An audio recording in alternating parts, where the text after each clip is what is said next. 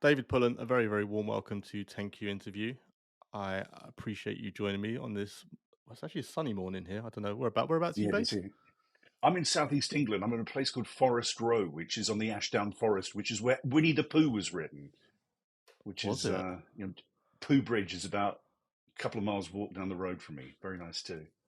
It's a weird thing for you to bring up of all mornings this morning. Oh, So I really? started reading Winnie the Pooh to my daughter 2 nights ago, 3 nights ago, Yeah. and it's become a firm favourite already. Oh, well, do you know? Funny enough, I was on a session with a client yesterday, around the world globally, because that's what we can do now with this thing. And there were a bunch Yeah, of people from sort of like Missouri and Iowa and Lubbock, Texas, and one of them said the real Winnie the Pooh is in some museum in the US now. So they've nicked Winnie the Pooh. They nicked London Bridge. okay, of course I have. I as good as Winnie the Pooh is, I'm almost surprised that uh, the Americans get it or like it. I don't know. No, I it's guess it's funny. I tell you who really loves it is Japanese and Chinese tourists. I mean, there's a village called Hartfield, which is actually where, it's sort of like it's ground zero for Winnie the Pooh, if you like. But you get during the summer, you get these coach loads of Japanese and Chinese tourists, parked there and heading down the path, the muddy path to Pooh Bridge, which is it's very now funny. you do It's surprise me. great though. Yeah, it all happens down here, That's mate. It's incredible. all happening in East Sussex. You kind of come about into my life in a very strange time because storytelling, which I believe you are the first and foremost expert on, Very kind of you. I've suddenly been going down a real rabbit hole of late. But it's not about me; it's about you. Why storytelling? How did you get started in that? Tell me about your company, StorySpotters. I guess you could talk about as well. Yeah, I will do. I mean, because it all sort of bleeds into each other, really. I mean, I suppose that I started in the way we all started as kids. I mean, when you go into the back garden and you're playing, bow and arrows. And I remember you used to Yep. have there was a massive kumquat tree. I grew up in Australia actually, and I lived there till I was about 20. And Oh, we used did to have a you? huge kumquat tree in our back garden. And Saturdays for me, especially during the winter, this kumquat tree used to become Mount Everest, and I would be climbing this thing all day.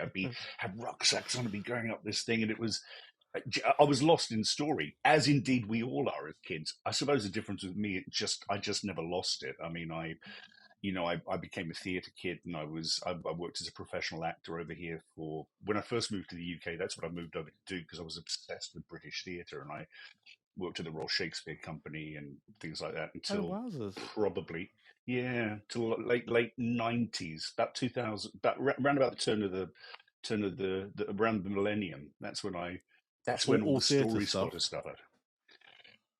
Well, those who are listening in Are the you UK gonna will know name that there drop are. some big films here? No, I'm not. And if Oh, I okay. do, you certainly wouldn't have seen me in them. I did a thing called Mussolini with actually there was a thing called Mussolini which I did when I very first got married, and I got called out for it to shoot on it. Okay. I was on honeymoon, and George C. Scott was in it. Robert Downey Jr. was in it. Liam Neeson was in it. Gabriel Byrne was in it. It was like now it was packed full of Hollywood stars, and Yeah. if it ever comes up on late night TV, seriously don't blink, because there'll be this little German soldier who goes by, and that was me. But they were all Did you there. wave? I waved. I waved. Robert Downey Jr. dancing on a table in a restaurant Rijeka in what was then Yugoslavia. But I'm gonna hunt it down. It must be on YouTube somewhere. oh, it's bound to be. It's bound to be. But literally, don't blink. So yeah, Sorry, no, I I just interrupted. never I lost story. interrupted No, you. no, no. I mean, well, there you go. I mean, I was surrounded by story, and my professional life was storytelling in theatre, and then the story spotters happened sort of by accident in a way. I mean, my wife, who was an actress as well, and sort of became a corporate coach, if you like, during just after our son was born in 19. In fact, it's Okay. his birthday today, Oh, 1994, and so happy birthday, Charlie. He happy birthday, um Charlie. he was born. Thank you, mate. Um, I'll see if I can get him to listen to one of these. He's oh, Dad, am I going to get Yeah. to listen to a podcast? He's like, oh, boring, Um, Dad, boring. boring. Yeah, yeah, exactly. Banging on about your work. So Charlie was born. Sarah Jane decided that she wanted to do something which used her skills as a performer, as a storyteller, and ended up going into the corporate world, Yeah. and working for an organization back in the day when this was quite new, of actors going into industry and helping people just on the impact that they made. She left that organization. I was still acting, but I'd started doing this work. There's a place called the City Lit in the centre of London, which is an adult education college, Okay. and they have a 3-year nighttime drama course. It's sort of part-time drama course, which I taught voice on. And they asked me to create a course called Your Voice is the Business for business people, and it happened 2 or 3 times a year over a weekend. Okay. And it was okay. It was basically people doing a lot of voice exercises. But on the second afternoon, there was an Is exercise that that I sorry? did where I Is that for public speaking kind of stuff? that was exactly what I aimed it at. It was sort of thinking that people, people go into, business people. This is essentially what is carrying your message, this voice. So how Yeah. can you how can you make the most of your voice in a meeting and everything? Which it was fine. I did a lot of voice exercises, but nobody was going to do them after the course because it takes a lot of effort and a lot of, it's like going to the gym every day to get your voice in Yeah. good order. Horrible. But there was an exercise I did on the second afternoon, which is I'd get 2 people together and I'd say, listen, tell each other a story about something that you overcame, something that really surprised you, that you didn't know you had in you, that really made you think about, oh, I didn't know that could happen to me. Tell each other the story. Spend about half an hour doing that, and ask each other questions. So you've got that image really in your head as a listener. You've got that image in your head, and then Yeah. come back in. And what we're going to do, we're going to spend the afternoon telling the story. So if you and I were paired together, I would tell the Chris story, but as if it Yeah. had happened to me. And a Okay. really strange, magical thing happened, is that you could hear a pin drop on that second afternoon because people were listening to these stories absolutely, rapt by it. And Yeah. people were in tears thinking, because they were hearing their own story back to them, thinking, I didn't know I did that. And, I had some amazing stories that came out of it, of people sort of putting toes back in, dislocated toes, and hanging out of helicopters in Belize and stuff. It was unbelievable. Anyway, that was that. My wife started working in industry, started working for herself as apart from this organization, and then one day got really ill. She actually had chronic fatigue, and she woke up and she had 2 seriously big contracts, one in Switzerland, one in the UK, that were Yeah. essentially our bread and butter because I was still farting about as an actor. And it was so so she woke up, she rang up the partner in charge at one of the big 4 accountancy firms and said, listen, I can't help you anymore. I literally cannot get out of bed. And she said, and I don't know what they said, but they said something along the lines of, do you know anyone who could help us? At which point she turned and said, yes, I think I do. And suddenly I found myself on a plane to Zurich helping to pitch for 20 million Swiss francs worth of work with Swiss Re or something, literally having zero idea. Best acting I've ever done, in this room in Zurich, thinking, Jesus, how do I get out of this one? And it was, I remember on the first morning I got in there, all the guys sitting around talking in words that I had no idea what they were talking about, no idea about the technicalities. I stopped them after Yeah. about an hour and a half. I said, listen, interesting stuff, guys. Let's go away and get a coffee, get some chocolate. We're in Switzerland, and we'll come back and see where we are. We'll regroup. And I ran to the loo and I got on the phone. I said to Sarah Jane, I shouldn't be here. What have you done? Get me out of here immediately. I have no idea what these guys are talking about. And she's the best advice I've ever heard in my life that she gave me. She said, if you don't understand them, they probably don't understand themselves. So do what Yeah. you've No one else always does. done. Exactly right. Get them to tell a Yeah. story that proves the point about what it is they're trying to do, which I did, which became the center of their pitch, which sent me on this weird journey that 20 years later I'm sitting here talking to you as a story spotter. It seems to me that storytelling is really in vogue at the moment, Yeah. and Yeah. I don't know if that's because I've only just discovered it, and it's like when you buy a red car, and all of a sudden you see 1,000 red cars everywhere on the road. Ha- i- Is it in vogue, or has it always been in vogue, but just I haven't seen it? That's such a good question.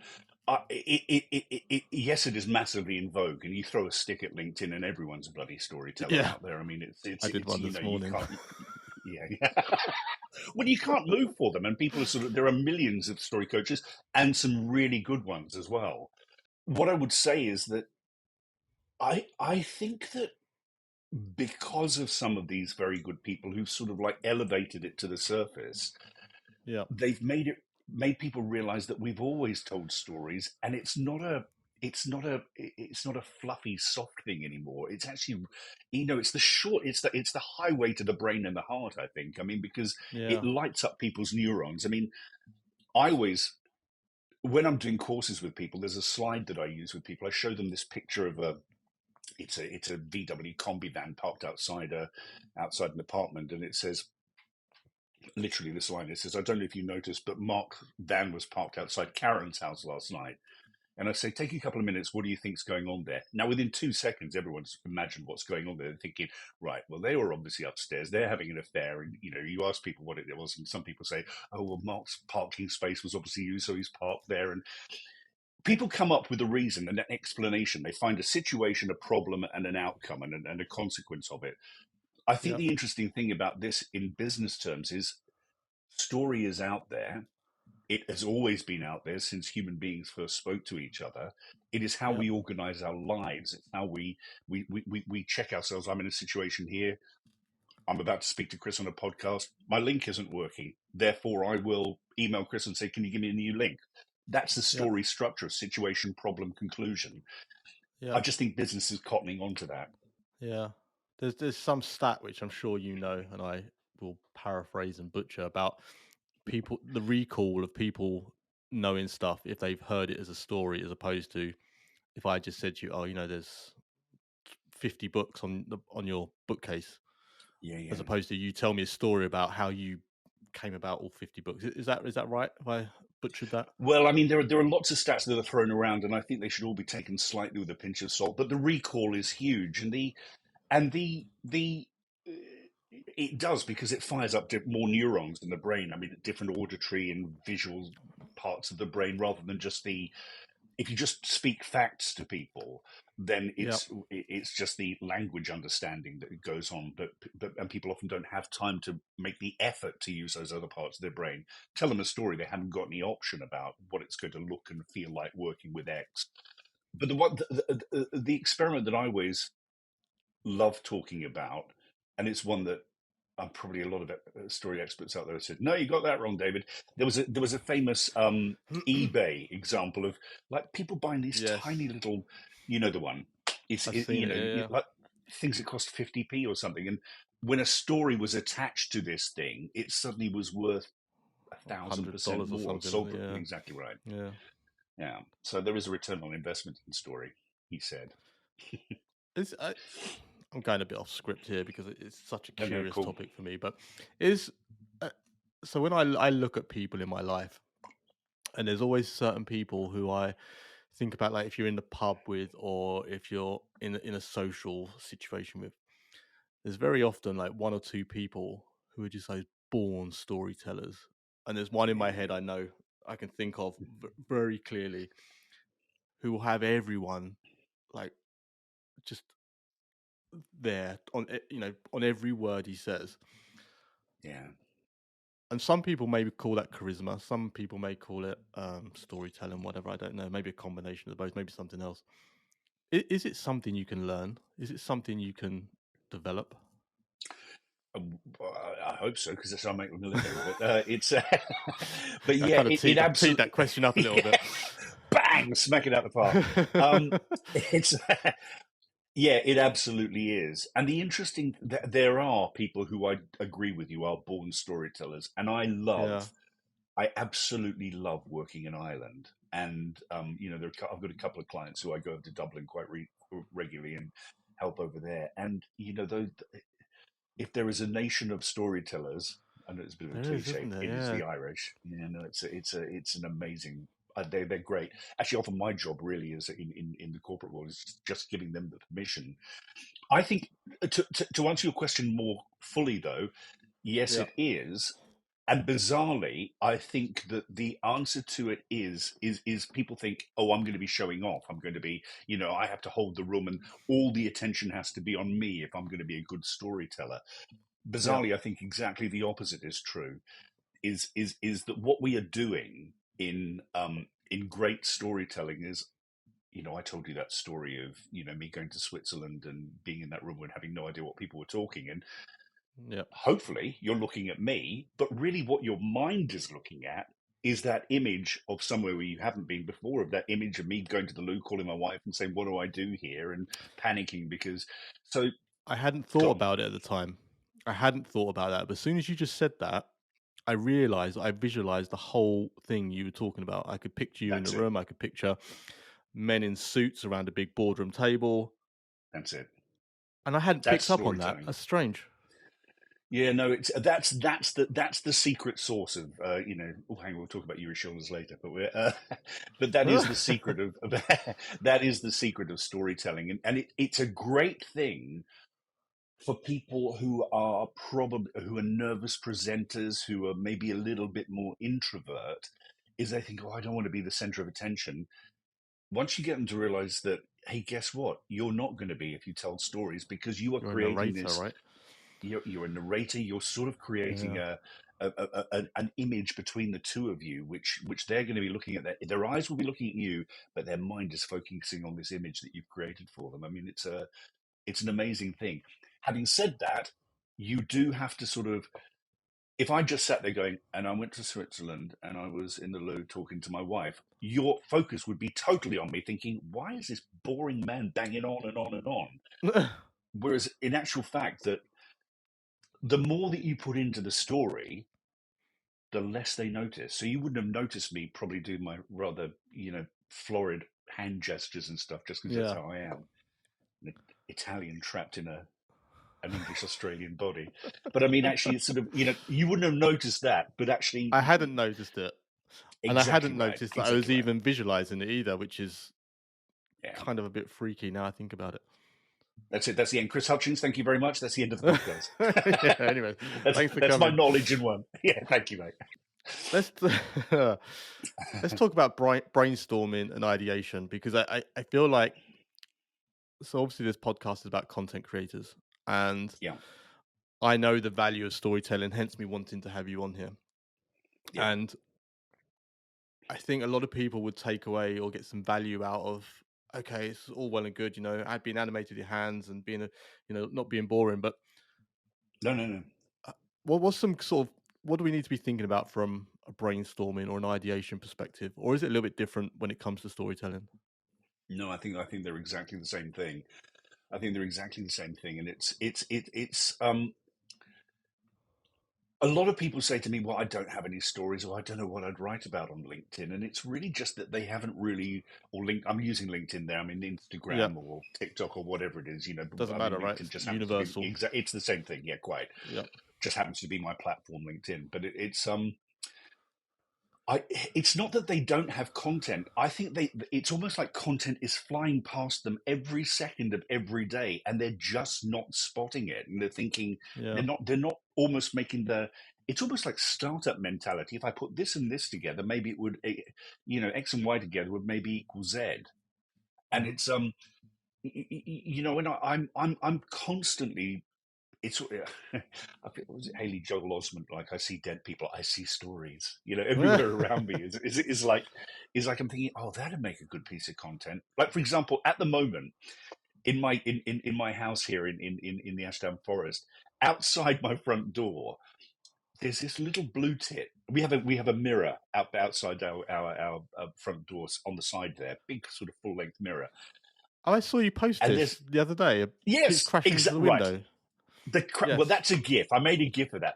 It was about 5 o'clock in the morning. I'd gone downstairs. I'd woken up and gone downstairs, and this little blue tip. You can hear him every morning. He's absolutely knocking seven bells out of himself because he thinks that there's another blue tip there who's come to invade his space. And so I was thinking that, I thought, that's really interesting. And I got my phone out and I just did a little bit of video of him and stuff and Yeah. cut it down and put it into a GIF. And I said, are there really problems in your life, or are you just telling yourself a story that there are problems in your life? Because that little guy hasn't got any problems at all. He's the king of my front garden. He just thinks there's another glue tit who's out to grab his patch. And so it's always around there. There are stories around you all the time.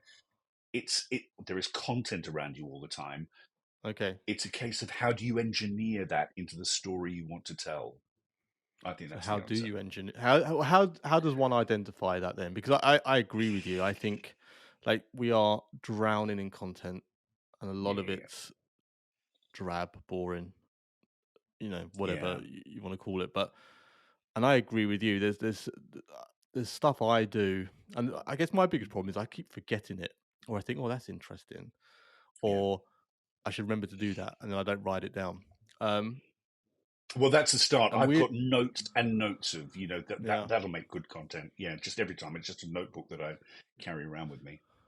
but strangely, I'm in a WhatsApp group, and yesterday there was, and it's quite a senior leaders WhatsApp group. I don't quite know how I Hmm. managed to find myself in there, but I did. Don't say a word. Your secret is safe. Yeah, I was really surprised how we were talking about LinkedIn, about putting content on there, strangely, and there was a few in there who I really respect as senior marketers who I think really top of their game. Yeah. I don't know what to write about. And I was really taken aback because I thought these people, like, they're who junior marketers look up to, who their peers look up to. And I was thinking, how are these people who I would have bet any money you wanted wouldn't be in this position of having, Mm, I call it writer's block for lack of a better term, but yeah, it's really bizarre. And how do they spot these opportunities, or how do they spot these pieces of content? I mean, I yeah. guess the ideation is important, right? Because we can talk later about how to then construct it into something interesting. Yeah, yeah. But obviously, the first step is finding something to talk about. How can if one of these guys are listening to this, how would you communicate that to them? I would say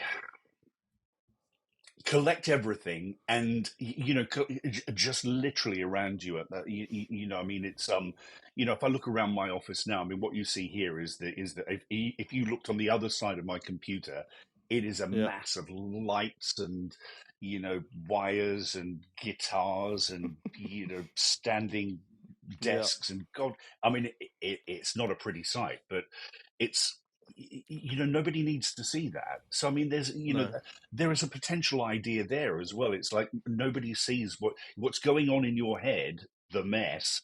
Nobody yeah, necessarily sees as long as you put on a good front. That you could create a bit of content around that. It's yeah, I think you've got to be very clear on what is the point you're making. I think that's a lot of the creators who I really respect and admire yeah, have and I think I'm talking to one now actually is somebody are the people who've narrowed their niche down and sort of say this is the point that I'm trying to make here, because if you know yeah, your point, then the content sort of you find the content, or you can engineer the content towards that point.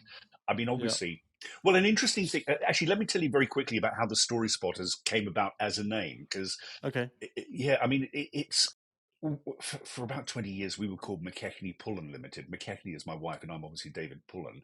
But what does yeah. that do? What does a McKechnie Pullan do? Nobody has a clue what Sounds one of sounds them like a does. sounds like a big time consulting McKinsey or Bain Does and it? Company, You're very kind. I think it sounds like an estate agent, but but or or an estate agent. one of the two. One of the two. Yes, quite. It's. But nobody knew what we did, and then during the first round of COVID, when literally the world stopped. I remember Friday, Yeah, March the 13th. I walked out of a client and said, "See you Monday." Monday never happened, yeah, yeah. and I was stuck here online, not really knowing how it was going to work at first. Mm, And then a guy called Neil Beardon, who is just emerging back onto LinkedIn now, but he is massive. He's a bit of a rock and roll star, actually. You should look at Neil. He's okay. he used to teach at INSEAD, the business school in Singapore, and he Yeah, got in touch with me. I can't remember how we got in touch, but it was via LinkedIn, and he said to me, "Listen, I've got this online course now. I haven't got the capacity to deal with it all myself. Will you come and help me out with it?" And it's teaching storytelling to the MBAs and the MBAs. I went, "Yeah, absolutely. I'd love to do that." Which was an amazing experience, actually, amazing exposure just every day, all hours of the day and night, teaching storytelling. And what Right. Anil and I used to talk after class, and he said to me, what do you do really? I mean, I like what you do, but what do you do? How you earn your money? And I said, well, essentially, I go into businesses, and whether they're doing a change program, whether they're doing a sales program, whatever it is, and I listen to them talking about it until I think that they've landed at a story which is really going to help them, and that they can create into something which forms the heart of this thing. And he went, Yeah. "Oh, you're a story spotter," and I went, "I am now." And it's Buying that domain. it's yeah, exactly. Well, that is literally what happened. I remember running down. I said, "This is it, Sarah Jane. We're rebranding," and we became the Story Spotters. And I've forgotten now why I started on this answer, but I mean, it's about spotting that, if you like, and Yeah. and thinking that's a good idea. So story, that's what it is. What is your niche? I still Yeah. do the same thing I did as a McKechnie Pullan, but now I'm a story spotter. So everything all content I'm creating drives back to this content of creating story, telling story, the stories you have in your head, the Yeah. stories that you get from other people. So, Know your point, and find the content to prove that point. well, exactly. And you mentioned him a little bit earlier, and before we spoke, Yuri, who introduced us, and he said to me Yes. last week that on the podcast, he said, I asked him a similar question about where he gets his ideas from, and he said, obviously, he's narrowed down his niche. He knows exactly what he wants to talk about, and he said, Yeah. whenever anyone asks me a question that is semi-related, or anytime I see a question, he goes, I write down. And he said, then I will construct some content around that, whether it's a Yeah. video or Yeah. whatever. So, He is but I feel like, amazing. I mean, yeah, yeah, go sorry, on. Karen, I interrupted you. No, I was just going to No, I have say, I feel nothing more like to say other than he's amazing. I do feel like spotting the story is almost half the battle. It is. It's spotting it. Well, I think it's spotting the point first. What is the point you're trying to make? What is the relevance of what it Okay. is? I mean, without relevance, you are not going to grab anyone's attention. If you can't sort of telling a story, when we've all been there in pubs with people sort of going, "Oh, that's interesting. Why have you told me that?" Yeah. And it's especially in business, I always think that unless there is a relevance of why you are telling people something, Yeah. then you might as well not even bother. It's a bit sort of like walking home drunkenly from the pub and trying to get your key into the front door and thinking, "Oh, it's here Yeah. somewhere." But you need to be able to walk straight to that point, whack your key, and open the door and get out. That's it.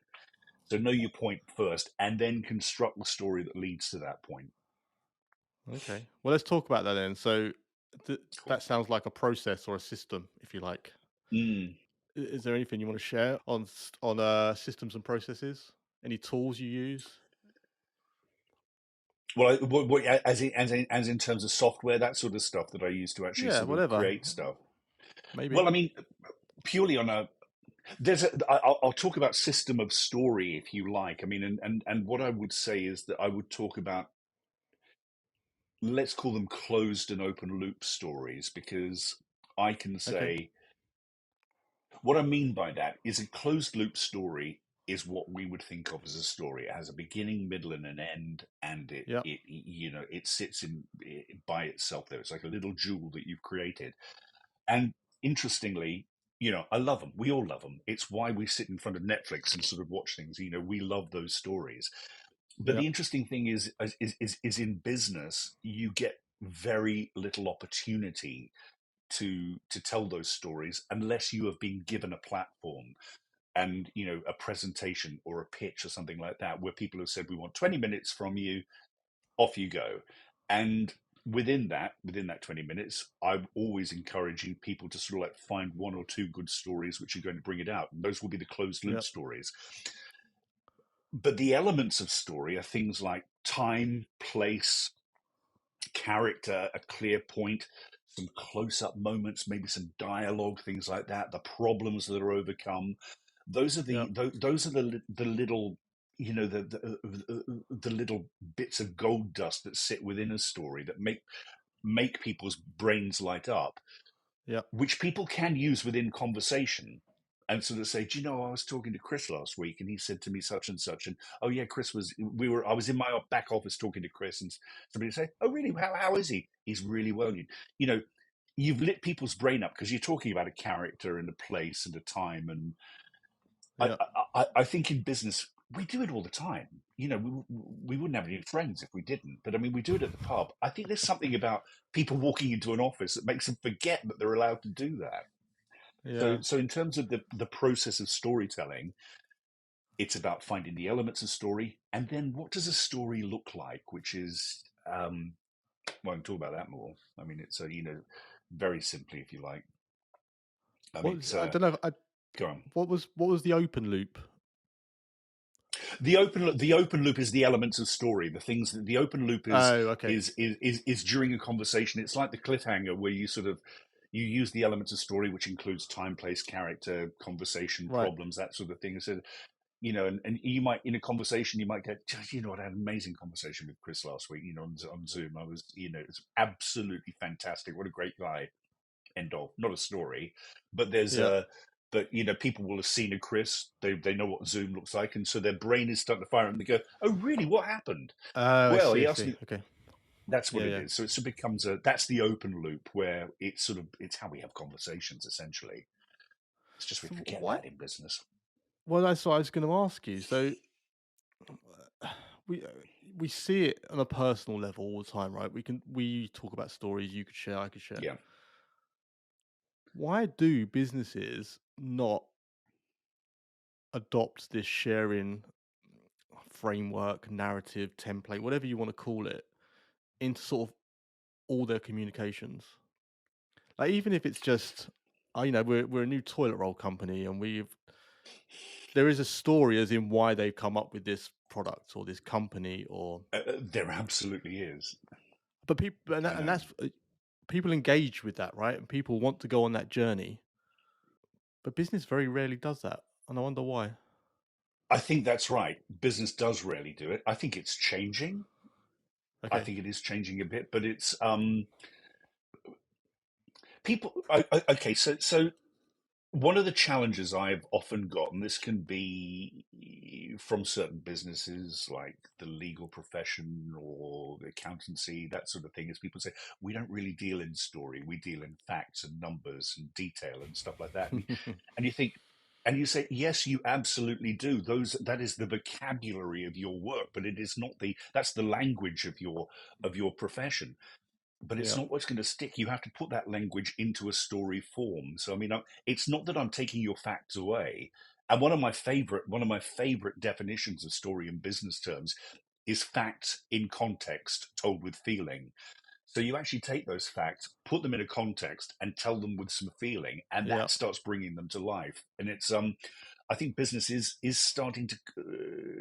It's on a journey, definitely on a journey where it's starting to realize the the Power. value of that. Yeah, the power of Mm. that. And this is a great one. I mean, if I tell you very quickly, I was working on a pitch with a client about 18 months ago, actually, and basically the premise of their pitch was, we want to sort of like really put a, you know, it's not we want to do things to you, we want to do things with you, because we're you know, we understand you, we care about you, and we're flexible to what it is that you need to do. Now you could actually Yeah. say that it's very high level. The guy in charge, it was a bank that they were pitching some work to, and he Okay. opened the pitch, the lead partner opened the pitch. He said, you know, about a year ago I was in Jermyn Street in London, and I was buying a suit there, and it was a really, really lovely suit. And I went up to the cashier and I said, "Here, put it all on that." And it was rejected because we'd maxed out. I'd maxed out the card, and I literally had no idea what to do. And so I got on the phone and I called your call center, and I said to the person there, "Listen, I'm in London. I've got to buy this suit, but my card's maxed out. Can you help me in any way?" And they said, "Absolutely, sir. How much do you need on there at the moment?" He said, "Well, listen," I said, "When will you be back in the country so we can talk about this?" He said, "I'll be back on Friday." "Okay, just give us a call. We'll get it sorted out. It's sorted for you now. You should be able to pay."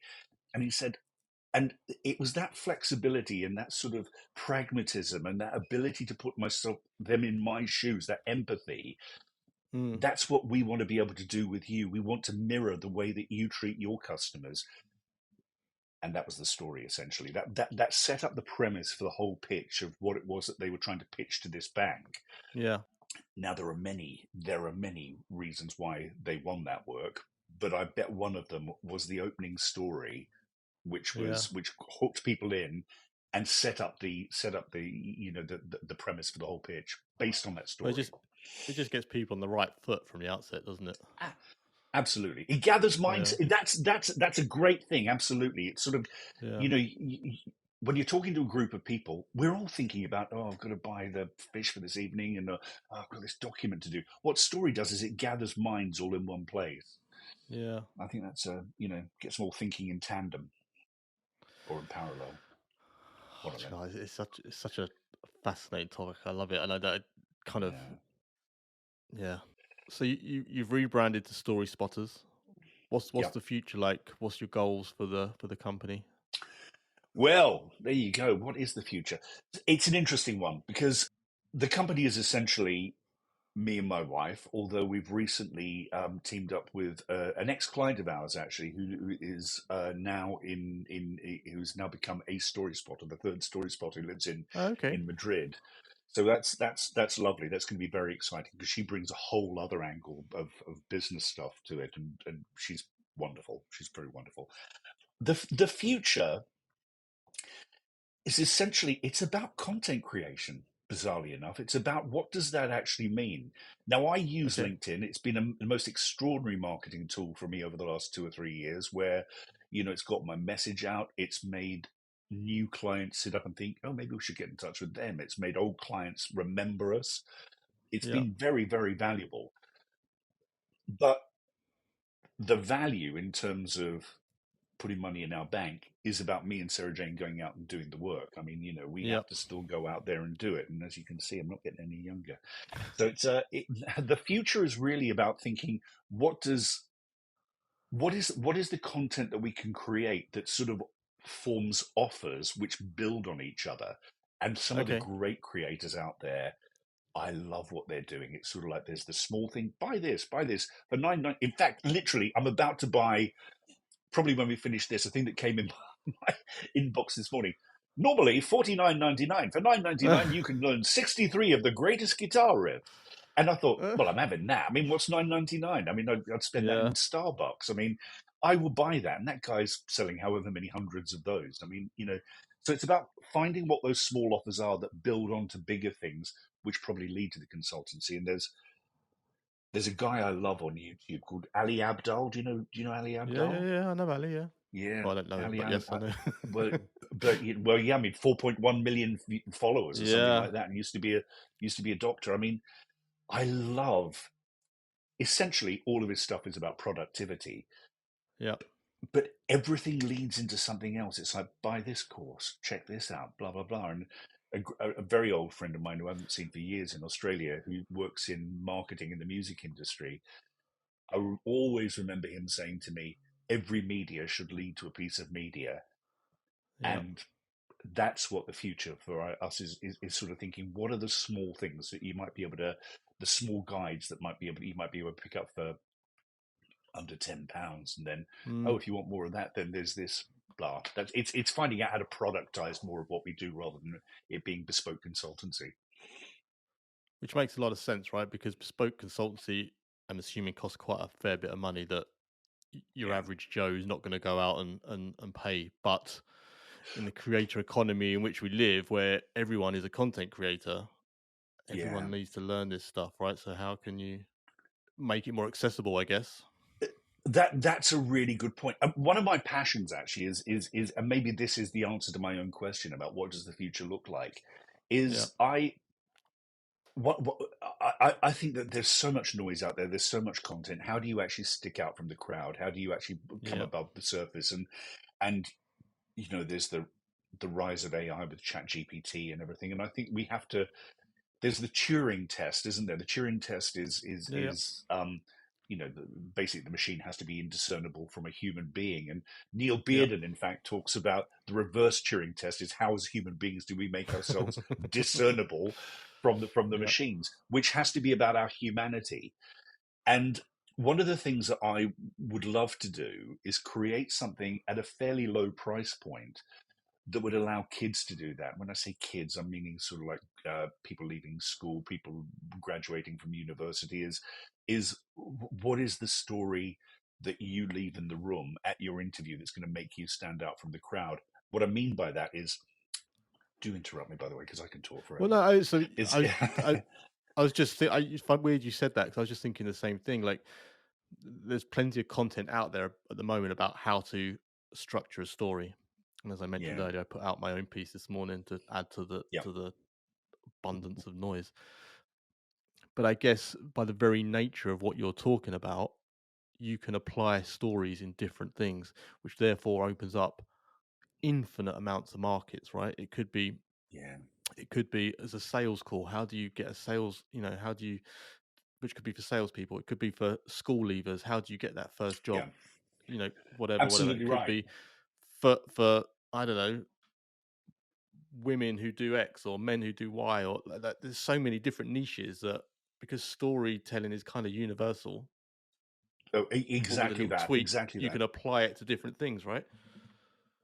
Yeah, and that's what I would like to do with people who are sort of either finding to maybe their first job, maybe they're entering the job market.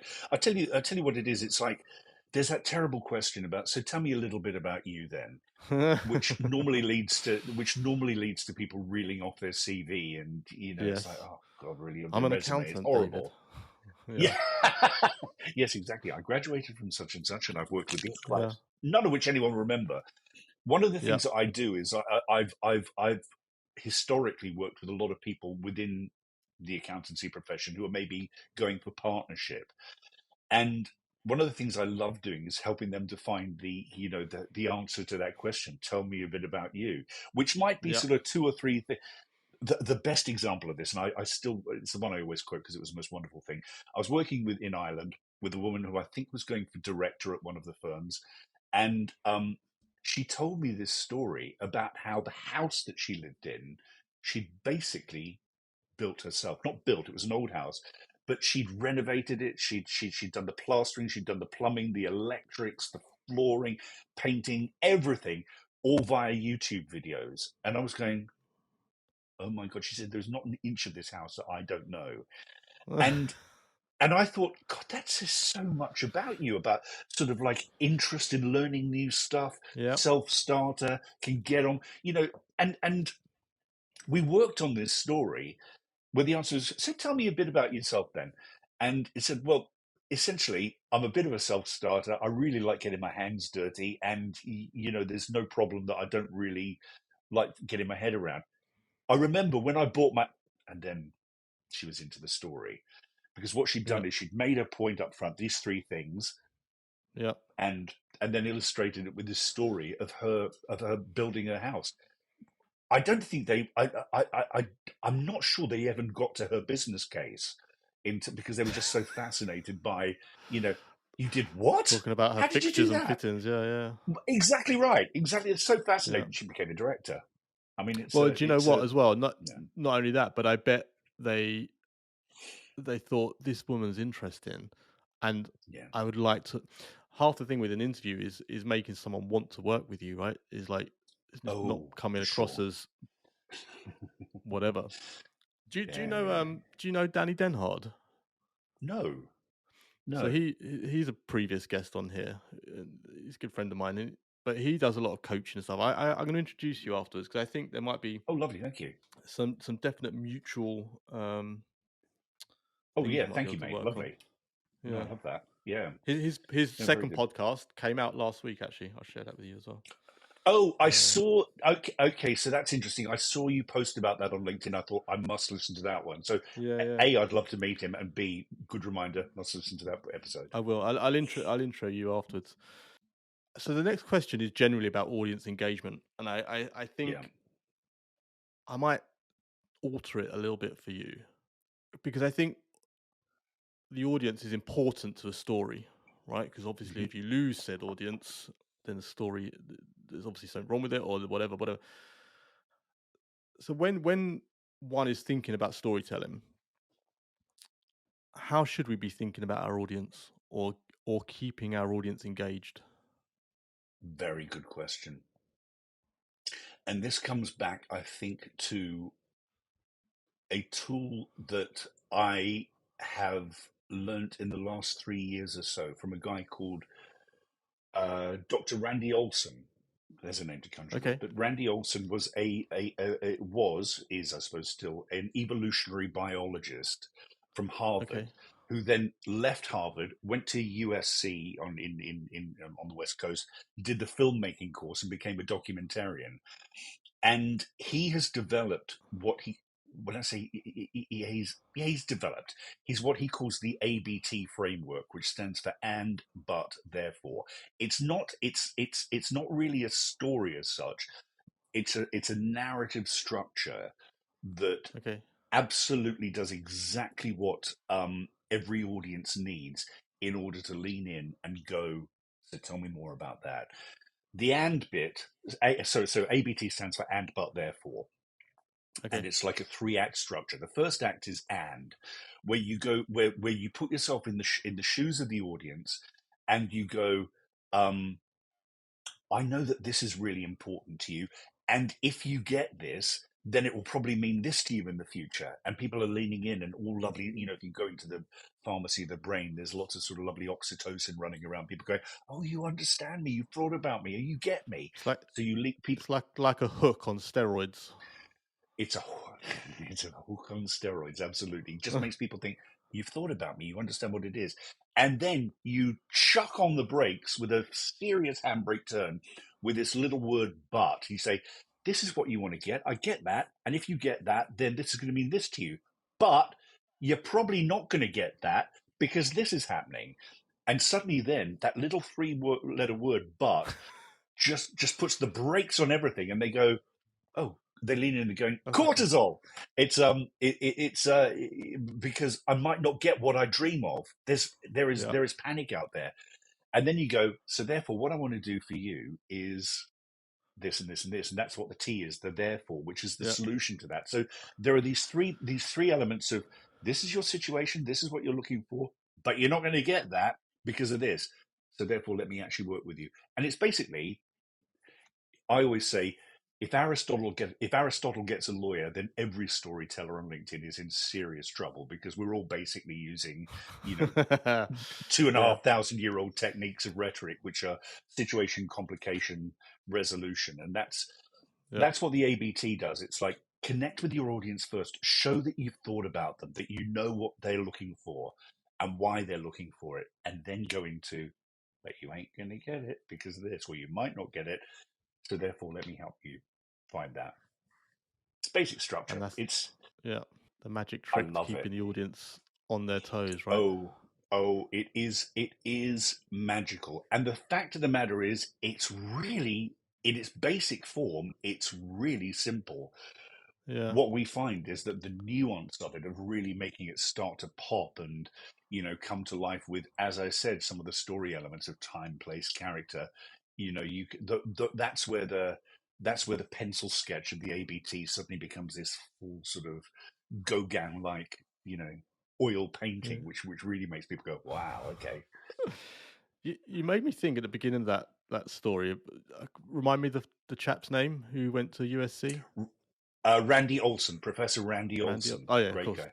There's a book. So There's a book he's written a series of books called The Narrative Gym, as in okay. weightlifting, and Yeah. I would highly recommend that people sort of check those out. There's one for law, there's one for business, there's one for science. I mean, he started his work basically because he was so upset about the paucity of science communication. It was just all fact, fact, fact, and Yeah. scientists were so bad at communicating. So Randy Olsen, yeah. Okay. But when you started talking about him and you said about film school, I meant to ask you in the previous question when we were talking about the goals for story spotters and stuff. Is YouTube on the horizon? Because I feel like, I mean, you shared an untold amount of wisdom already. We've only been talking for a short time. I feel like Thank you. there's a lot of content for you to be putting out there. That is YouTube on your horizon, doing more stuff on there. Well, that's a really good question and incredibly well timed as well. It's one of these things that I'm just getting my head around Well, thank you. That's a lovely thing for you to say. Untold wisdom. I shall take that for the rest of the day. I'm buying that Yeah, one.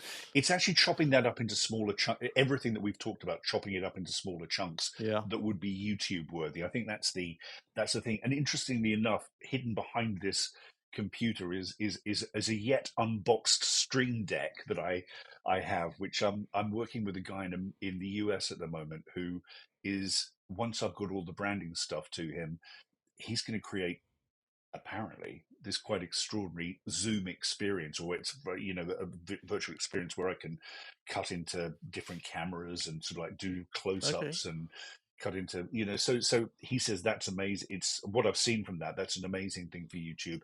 Yeah, I'm heading in that direction. I am heading in that direction. So I'd love to do that, because like I said, people like Ali Abdaal, I think there's some wonderful stuff that they're creating out there. And Yeah, yeah, there's some extraordinary. It's the niche again. What niche are you going for? I think yeah. there are some people outside the business world who I really, I just sort of think, oh, I'd like to get inside your mind for a while and see how you come up with that. Like who? Who's the first person you thought of then when you were saying that? The first person I thought of is he's called Jonah, and he works in Sydney. Do you know what ASMR is? This Yes, I auto, do. Yeah, yeah, the yeah. people whispering and stuff like that. There's a And I used to suffer a bit from insomnia, and I'd find that listening to people, this wonderful Aussie ASMR and Welsh ASMR, where sort of people talk very softly about maps and things like Yeah. that. I'd sort of like put those in here. Oh, just be gone in seconds. Jonah is the son of a friend of mine in who I went to drama school with in Sydney, and he's a very, very, very talented pianist. I mean, went to the Juilliard School in New York, and can play extraordinary classical piano. And used to put YouTube videos up of him playing, and they'd get like 9,000 views or something like that. He now has about 2.5 million followers as Jojo ASMR, and he's a genius. He is an utter genius at this stuff, and Wow. his output of content creation. Presumably, he still lives at home with his mum and dad, as far as I know. But from what I can gather, he will just sort of wake up in the morning. This comes down to finding the opportunity, and you'll think, so Yeah. what shall I do today? I know I'll go to the shop and I'll buy a box of Pringles and come home and earn $50,000 by tapping that for 20 minutes and going, hi everybody, it's Jojo. That's sort of like, that is a man who knows his market, Yeah. is an incredibly warm. I think this is a key as well to creating your own content. Is who are you as a human being? Do you said it before? I think, do people want to hang out with you? Do they want to spend Yeah. time with you on screen, listening to you, Yeah. and are you a warm presence? And Jojo has that. He knows his market. He's a warm presence, and he's technically very good at what he creates. I'm glad I asked that That's what I question. tell you. That wasn't an answer I was expecting. There um, you go. uh, do you, how much does analysis play into what you do from storytelling perspective? In terms of analysis of, Well, sort of performance. um, Do you look at like so? For example, Jojo created a video. He might look at the analytics and go, "Oh, this worked, yeah, yeah. and this didn't. This didn't because of." Do you look at that from a story's perspective? I haven't done yet. I haven't quite got my head around that. It's an interesting one. That is another thing that for the future I probably need to get better at what it is that is, especially as I branch out from LinkedIn and sort of find the other avenues, the other Yeah, channels for that, is probably finding that LinkedIn is a strange one, I find, because I think that I think that relying on vanity metrics, so the likes and the hearts and the yeah, whatever, I think is a fool's game on LinkedIn, because what my experience is, I put a picture of me and Sarah Jane in this room on LinkedIn yesterday, day before. I think about it, just a selfie photo of us. We were about to go live around the world talking to people. In fact, the yeah, people who were in Lubbock, Texas, who were talking about Winnie the Pooh, and we were about to go live on that, and it's probably performed better as a photograph and as a piece of content than anything I've put up in the last 6 months, in terms of, like, 60 people sort of go, yeah, yeah. fantastic, love it. I won't get a piece of work out of that. There's no way I'll get a piece of work out of that. People just No, sort of like seeing us, our faces, and that we're looking happy together, and we're out there, and we don't have to worry about David and Sarah Jane too much. Yeah. But the more valuable content of like how-tos, how to do something, it might get a lot of views. It doesn't get as many of those, but it makes people think. So the phone has been ringing quite a lot recently with people from the past who have I've never seen them mention me on, never commented on my content on LinkedIn. They've never put a like or a whatever, or a support sign, or whatever it is, the things you can do on LinkedIn, but they're lurking. They're Yeah. lurking there in the background. And so the short answer to your question is, I think if I do get into YouTube, if I do get into Instagram, I don't know. Somebody actually said I've got this little character called Bernard, Bernard has a fez and a moustache, and Bernard is the person you don't want to be as a storyteller. But Bernard's a bit pompous and thinks he's great. And Okay. a guy called Jeremy Connell-Waite, who's a bit of a storytelling genius in himself at I've IBM, heard of said, him. but yeah, no, Jeremy's fantastic. People really ought to look out for Jeremy's stuff on LinkedIn in particular. He's Okay. top of the game. He said to me, Bernard should have a TikTok channel. And I thought, oh gosh, do I go there? Maybe I do. I don't know. Anyway, if I do any of those things, analytics will have to play more of a part than they do at the moment. Okay. Fair enough. Tell me something that you struggle with or find tough from a storytelling perspective, I guess. Wow, shutting up, as you've noticed in the last hour. I mean, I'll pull at that, although I disagree. Is learning when to stop a key part of telling a story? Yeah, it definitely is. It definitely is. It's that point about sort of like getting the key in the lock. Know the lock that you're driving towards, and don't drunkenly think that you're arriving at the point. I mean, know Yeah. where this thing, knows where your story stops, and also I think it's not something I struggle with in storytelling. I mean, God knows there are enough other things I struggle with. But I mean, just in terms of storytelling, one of the things is people putting in extraneous detail that isn't necessary. It's sort of like, you know, I remember I walked into the office of the client, and there was the most wonderful aroma of bacon coming from the kitchen that morning. And you sort of think, okay, you went to talk to them about an audit. How is the smell of bacon relevant to this? It's sort of like, it better, unless it appears later in the office, And I was talking to the client, and suddenly this bacon sandwich appeared. And I thought, you know, Chekhov, the writer, sort of said, if you bring a gun on in Act One, it better go bang in Act Three. He said it Yeah. probably a lot better than that. And Is so is if you're that is putting that is that detail, people trying too hard? people trying way too hard, putting in, if Yeah. trim it back. The interesting thing, if we go back to that thing about you envisaging me in the office in Switzerland, Yeah. you were adding detail that I hadn't done. You could see those people. I hadn't said. I remember he was wearing an MCC tie and blah blah. Whatever it was. I mean, you Mm. dressed the people for yourself. You knew what they looked like. You knew what the offices looked like without me actually having to tell you that. Well, because I You guess you a co-created. Swiss banker has a stereotype, don't they? I mean, Exactly and right. that's so you allude to it, and then my brain does the rest. And that's great storytelling, especially Okay. I think I was going to say in a business context, but I think in any context, because essentially, why do people lean in? A, because you've set a relevance and a context for them that makes them think, okay, I better listen to this. And then Yeah. you've put enough detail that they can then add to. So as an audience and as a speaker, you are co-creating this story together, which is that's that's where we're heading for. That's the magic. That's the magic. Just say Okay. enough. Oh Yeah. yeah. That is a struggle sometimes. I'm sure there's plenty of amazing storytellers out there that you look up to. If you could spend time with just one of them for the day, who would it be? Oh, a storyteller I could spend the time with. There's a Just guy in. Yeah, go on. no. I was just going to say to give you some time to think. I just thought of this, and I'm totally taking this off track. Have you No seen? worries. And I saw it on somewhere, maybe it was LinkedIn recently, where they took Star Wars and Harry Potter, and they essentially showed it was exactly the same story, and they just took out, Yeah, yeah, instead of they crossed out Luke Skywalker and they put Harry Potter, and they crossed out yeah. Tatooine where he lived and put Under the Stairs. Have you seen that piece of content? Absolutely. I've not seen that particular content on LinkedIn, but I've seen similar things because essentially what all of those stories are doing are following Joseph Campbell's hero's The journey, and hero's Joseph journey. Yeah, Campbell yeah, was yeah. yeah.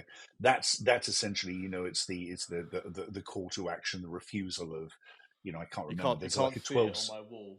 Actually, you can because I just blue tacked it. But There that's you go, the hero's journey. That's it. that That's it. is And on do my you know what? It's it's fantastic, and it's made George Lucas a hell of a lot of money, and and J.K. Rowling apparently. and J.K. Rowling, absolutely. It is Yeah. essentially at the heart of, but Joseph Campbell sort of coming up with that sort of, the hero's journey methodology is great. It's way too complex for somebody in business to be doing that. I Yes. mean, essentially, the ABT boils down the situation, contradiction, or Yeah. challenge, solution. It boils the hero's journey down into 3 steps. So I love that. I mean, I'm a huge fan of that sort of epic storytelling model. I just don't Mm, think, in the same way that when I used to be doing that voice teaching course of your voice in the business and doing lots of humming and, making lovely vowels and finding the resonance of your voice, nobody was going to do that on Monday after the weekend. I mean, it was sort of like, yeah. it was a nice weekend, but, you have to be doing this stuff every day to make it second nature. Nobody's going to be doing Joseph Campbell's hero's journey every day because they got a job to do. Yeah. So I think I'll it's, try and find that Star Wars thing. It was really quite funny. They literally just crossed out a word in each like I paragraph, love and it. it was clever. Yeah. The I storyteller, you interrupted asked the storyteller. No, no, no, yeah. no. No, I have thought of one. There are a couple, I think, but the one whose name I can remember is Matthew Dix. Matthew Dix. Have you come across Matthew Dix? You Um might have. You may have him there on your book. He's Storyworthy. yeah, Yeah, yeah, yeah. Yes. story worthy. Matthew Dix is a bit of a he's a bit of a guy. I'm connected to him. I'd love to hang out with him because so Matthew Dix is just an ordinary guy, a teacher in America Yeah. who happens to have had a hell of a life. And he's Mm. found the things that have happened to him in his life. And he's spotted that content as it's flown by him. And he has an exercise that I can't remember the name. He basically gets into the habit of every day writing down, this would make a good story. How can I use that? I'm just gonna You've interrupt got it. you rudely again, just show you what else is on my wall. It's a PDF of Yeah. the highlights from Storyworthy. Ah, how brilliant. Yeah. Can send me that as well if you want. Yes, I will. but Yeah, it's yeah, I will. but Matthew Dix is great. I mean, Matthew Dix is a great storyteller. There's a thing in the US called the Moth, which is it's a storytelling club basically, and you go there. And from what I understand of how it works, is you would turn up there and you'll be in the audience, and they'll say the theme for tonight is kiss, first kiss or Right. something like that, and you're going there, you have to have a story about it, and they'll draw out 5 names from the hat, and those 5 people have 7 minutes to come up on stage and tell a story, and at the end the audience votes for the best story. And Oh Matthew Dix wow. just smashes this out of the park every time. I mean, he's won so many of these things. He's a great storyteller. He's structurally, he's quite a contained storyteller. Yeah. He David Sedaris as well. David Sedaris, the American No. guy. Name rings a bell, but Okay, no. you should. He's very funny, very funny. He's a writer, but you can listen to. He's got he can hear him reading his books as well. Basically, stories of his life, Okay. the troubles of his life, which are just very funny. But Matthew Dix, I'd love to hang out with Matthew and just pick his brains for a day and just watch him in action. Okay, here's a deal for you. If Cool. we can get Matthew Dix to come on the 10Q interview, Yeah. I will let you guest host it, and you can do that. That is so okay. That is very cool. Just tell me, what do you need from me? Let's make this happen. Just go ask him the questions. Just talk to him. Yeah, They're all the yeah, same yeah. No, questions. I'll It's do that. easy. Well, I'm Yeah, gonna. We'll get on to him afterwards. lovely. Do you know if that If this excuse me, happens, if this, if we can actually pull this off, I'll be stunned and amazed. hey, let's aim big. Yes. If someone came up to you and said they wanted to supercharge their storytelling, or they really wanted to get better at it, what would be? I guess the advice could be really. I mean, you've covered it as well, I suppose. But I mean, the advice could be ending. But from a starting point, what would you say to them? I think there are two things. One is to do with performance of a story, and the other one is to do with the structure of story. And it comes back to that second element of the ABT, the but. Find the problems in your story, because as human beings we are fascinated by, we're fascinated by people overcoming stuff, and find the problem that got in the way, because we want to storytelling. I think we should see it almost as something that we as humans love, which is problem solving. It's like, how did they get out of that one? And going back to your thing about Star Wars and Jaws, and every great film is like, how are they going to get out of this one? So I think find the problem in your story. I sometimes say story, and make it a big make it a big butt. Find the Let- big butt in your stories. Stories love big butts. There you go. I've said it. But it's it's find a problem in your story. Don't just make it I did this and then I did this and then I did this and everything was great, because that's a story. It's a sequence of events. It's just a really dull story. Find the I went to the shops this morning. I bought a loaf of bread. I came home. I made some toast, and then I got on with the day. It's a story. I went to the shops. Bought a loaf of bread. Came home, opened it up, and every single slice was mouldy. So I had to think to myself, so what else am I going to eat for breakfast? And I found some porridge.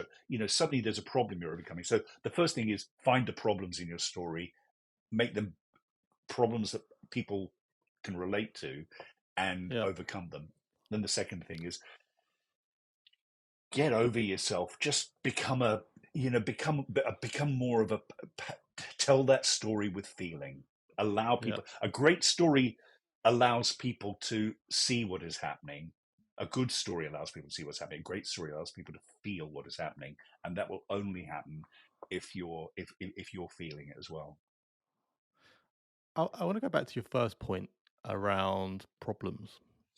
Yeah. And so we kind of were introduced via LinkedIn, where we both spend a fair amount of time looking at content. And there's a big saying in social media about authenticity. Yeah. And what I find really, really strange is your point about problems actually fits very, very well with authenticity, right? Not one of us is smashing it every single day, and many of us have businesses or our own content channels, or we have problems day to day, all of us. Yet in the Hmm. social media landscape, not people don't really highlight that, right? There's a lot of people who want No. to talk about the positives all the time, or the Yeah. wins they've got, or the Lamborghini they're driving, or the whatever. And I had this with a previous guest. We were talking about this, who she worked in social media, and I was saying, why are people not actually sharing the problems more? And now you've told me that, just kind of amplifies that thought process, because Mm. where's the balance, right? Because obviously, if my business is failing, or I can't sell anything for love nor money or whatever, Yeah. I sort of don't want to necessarily. That's a problem. Yeah. Where's that balance, or how do we adopt that into us, into our? We'll use LinkedIn as a thing, but or any of our content, because Mm. I know you're right in what you're saying, that people love that, and they love people to s- be in adversity, and actually, I don't know, some weird human thing. We love seeing people in trouble. Yeah. And Yeah. We then do. I guess from the underdog perspective, you then want the underdog to come out of it and win. That's the key. That's the key. Yeah. I think it's the key between and it's what would make the difference between social media and therapy. Yeah. Save the I'm not selling anything for your therapist. I mean, go and deal with that there, and pay you $150 an hour or whatever it is to actually sort of offload that Yeah. there. There was a saying that I saw the other day. Somebody put it up and I can't remember, and it really upsets me that I can't. Somebody said, "Speak from the scar, not from the wound." And I just Oh, I think like that. that's really good, isn't it? I've got a Yeah. scar from this, but you know what? I recovered, and this is how I did it. But if you're speaking from the wound of like, oh God, this is terrible, I don't know what I'm going to be, then yeah. So I mean, I think that's the key. Show your well, Jaws, great scene in Jaws where they're showing their scars to each other and where they got oh, this is where I got this one, and it's people love a good scar story. They don't necessarily want to see the wound story. I read a very interesting story about Jaws the other day, and Steven Spielberg was saying that the original script and the original treatment and the rest of it had the shark in it very early on, but they made Yeah. they made have you heard this? And they made this No, fake I haven't. shark, obviously, and it was like, and he says, "Oh, it's an incredible replica. Like, it was really realistic and lifelike." Anyway, they put it in the sea.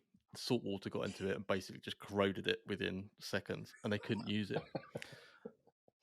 And as a result, you don't see a shark in the film until I can't remember what it was, like 70 something minutes, and the Oh, audience is always on edge because they haven't seen it; they're just imagining it. And he says in this story that had the shark not corroded, and he said it would have been a totally different film. And he said yeah. it would never have been as successful as it's been. It would have been a total write-off. That was his words. That's fascinating because all you have really is that John Williams two notes. Yeah, and as you That's pointed out all. earlier, the imagination, isn't it? That's it. That's it. Funnily Yeah, enough, when I'm explaining the ABT to clients, or when Sarah Jane and I are explaining the ABT clients, we use Jaws as an example yeah, because Jaws is a really this is a whole other subject, but we talk about what we would call push and pull influence, and push influence is when you go into somebody in a situation, and say, you got this problem, and this is how we're going to solve it, and yeah, basically you're pushing, and people that makes people think, really? I mean, so have I got a problem? Have I really? And this stuff, you push against somebody, they push back against you, yeah. Defensive, don't they? and Yeah, defensive, exactly that. yeah, Now, the alternative, and why the ABT and storytelling works so well, is its pull influence, because it sort of says it's like, I understand where you are, I get you, get what you want, but this is in the way of it. And the shark is, in a sense, the but. mm, Now the reason why Jaws is such a great film is because it's push influence. It's like Brody goes into the mayor and says, "You can't open your beach this weekend. There's a shark out there eating the people." And the mayor has an argument. They say, don't be ridiculous. We're going to open the beach. We've got to solve our economic problems. The beach is opening. Get out of here. And we have a great yeah, film that went on and made millions of dollars and continues to. mm, If Brody had gone in there and done an ABT and sort of said, Mayor, I understand this is a really important weekend to you. And if you get it right, then, you could really get your election back on track and you'll yeah, cure our 1.5 million debt. But you know what? There's a shark out there that's going to actually stop this weekend. Then the film might have been about 5 minutes long, and Spielberg yeah. wouldn't have made all that money. But the shark is the but. The great thing is that Brody didn't do the and bit at the first, and so we had a great, film of a clash of personalities, essentially. Mm. I haven't seen it in years. Might dig it out, see if it's on Yeah, Netflix I or must something watch it somewhere. again. It's be interesting to see if it holds up. Actually, I bet it will. Yeah, I think. Well, because it's following the format more than anything, isn't it? I mean, Yeah, yeah, that's the kind of key absolutely. takeaway I've seen from storytelling. It's you kind of put all the ribbons and bows on it you like, but ultimately underneath there is a pretty solid structure. Yeah. I think that's the key to it. That's the key to it, is that there, Mm, and this answers your question earlier on. Can you teach people it? Yes, you can.